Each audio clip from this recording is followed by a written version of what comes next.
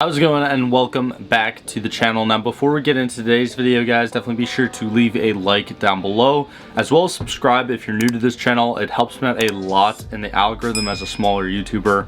I do really appreciate all the continued support. I know I haven't been uploading that much recently, but I should get back to a more regular schedule. Hopefully a lot more uploads coming in the future. So if you guys want more, car reviews, building and pricing videos, automotive news videos, etc., definitely be sure to stick around and subscribe. Also, go down there while you're down there, click that little bell icon and actually get notified whenever I do post a video. If you don't click that, YouTube won't notify you. Anyways, getting into today's video, you can tell by the title and the thumbnail that we're going to be building and pricing out a 2022 Nissan Pathfinder. But just looking at Nissan's site right here, I have been checking in on the Nissan Z. Unfortunately, this is not available to build and price yet.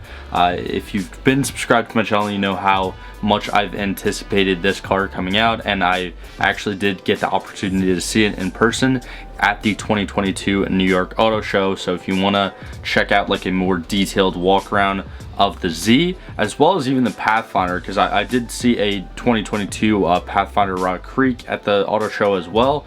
So I did do walk around videos for both those vehicles. If you want to go check them out, they're on my channel. But anyways, going right into today's video, we have the Nissan Pathfinder. Now this new edition is the kind of like return to rugged. My family has a 2011 Pathfinder, one of the first vehicles that I actually reviewed on my channel, and I love it.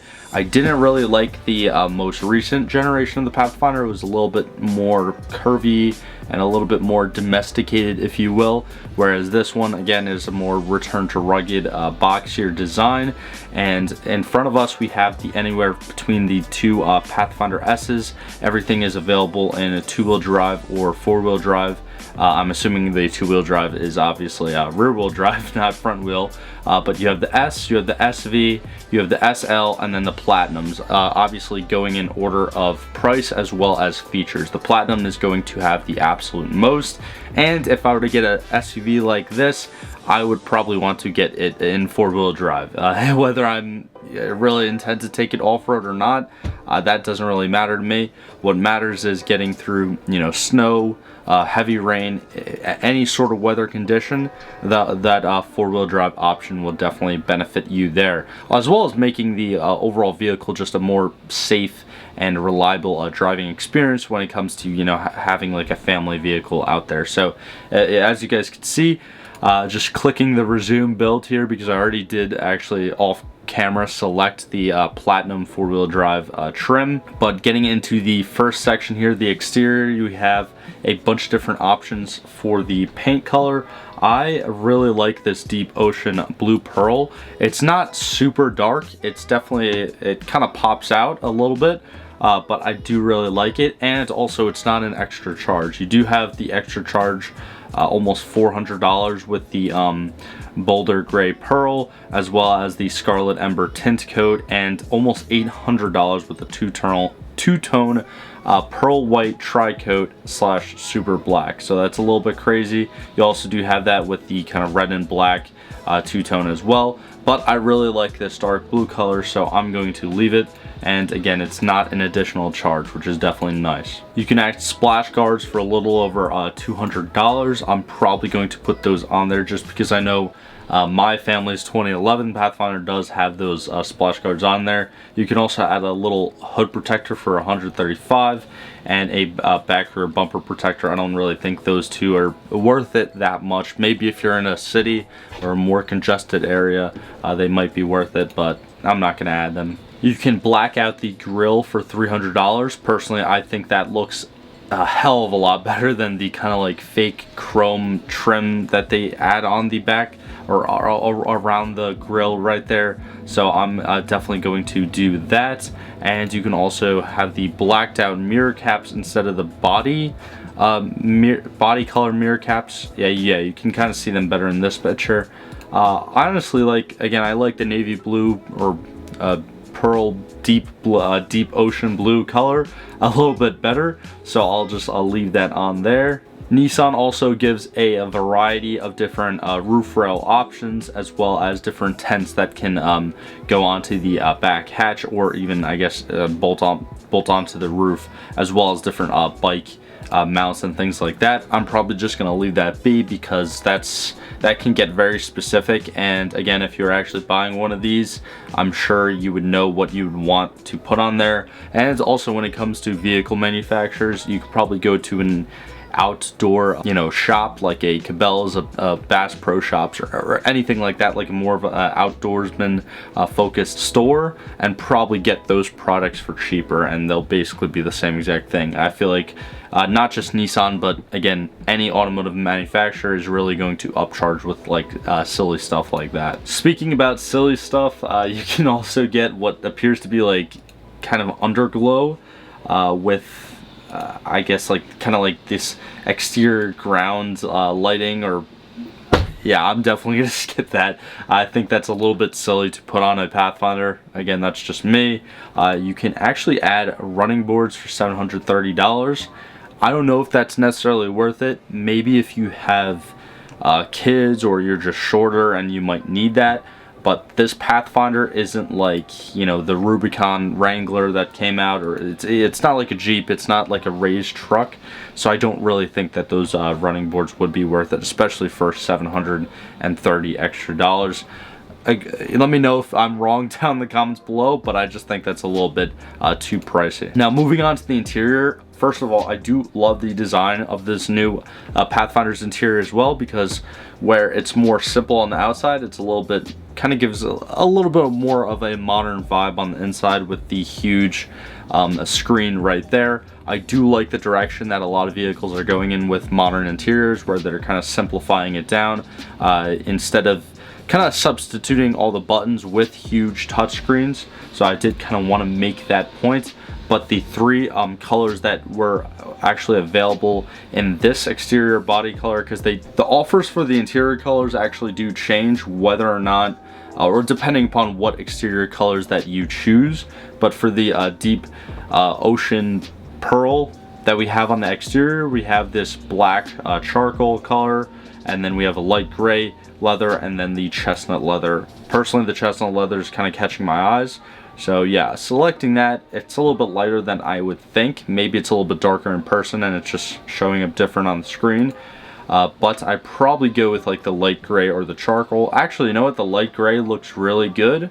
But for practicality purposes, I'm probably just going to wind up going back to the charcoal, because I feel like that light gray is a lot more whiter, a lot more, you know, a lot more of a lighter color than obviously the charcoal, and I feel like that would just get dirty so quickly. You can also add weather protection, like floor mats, different technology options, and again, more cargo and lighting options.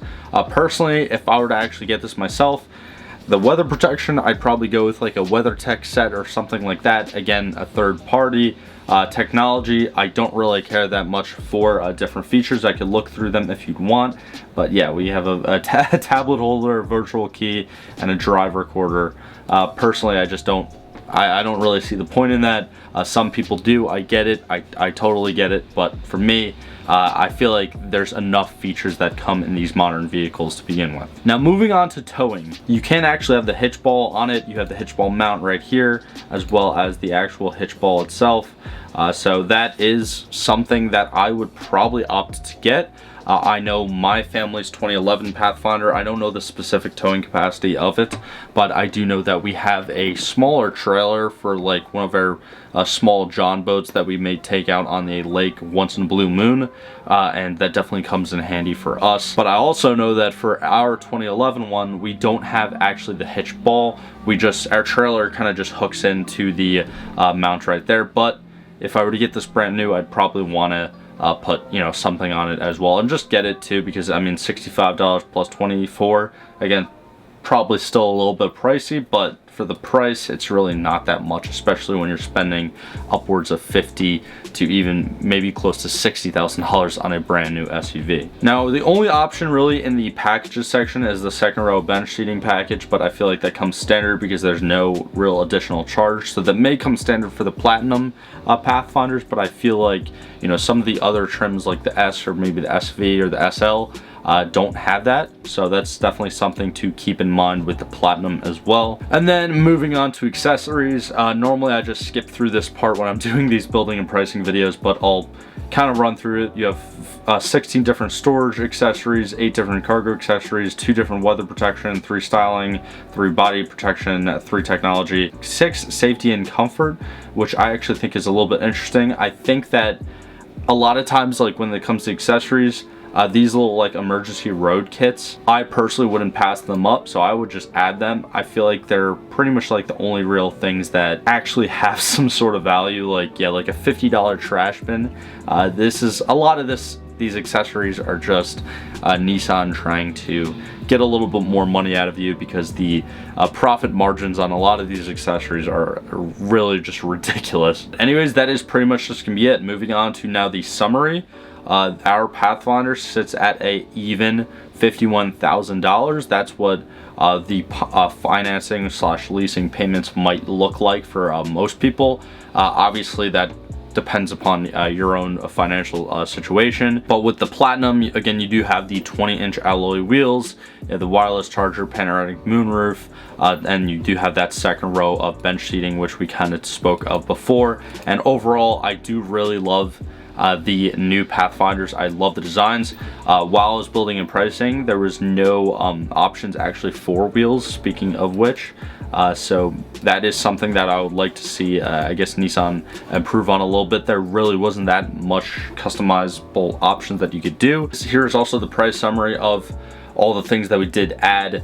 So in the exterior, we did have the grille, which was pretty much the most expensive thing, as well as the splash guards, which added up to just over $500.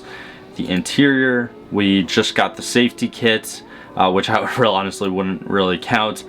For the towing, obviously we got everything with the hitch ball and the hitch ball mount. And then for the additional costs, that's just like the $1,300 of like the shipping and handling fee, which actually surprisingly, well, actually not really surprisingly considering how our economy is right now, it did go up from I think just around $1,000 to now $1,300 because of, again, the price of gas and the price of utilities has just risen up. But anyways, let me know what you guys think of these new Pathfinders down below. Let me know also how you would build and price your new 2022 Platinum Pathfinder differently if you were looking to get one. And also down in the comment section below, definitely be sure to leave any recommendations for videos you'd like me to see do, whether they are just building and pricing videos and you want to see me work on a different make or model, or if you'd love to see an actual in-person review of a specific car on my channel. I'll definitely try to make it happen as much as I can. And again, being a smaller YouTuber, I pretty much reply to most of my comments. But anyways, again, like always, thank you guys so much for all the support, and I'll see you in the next one.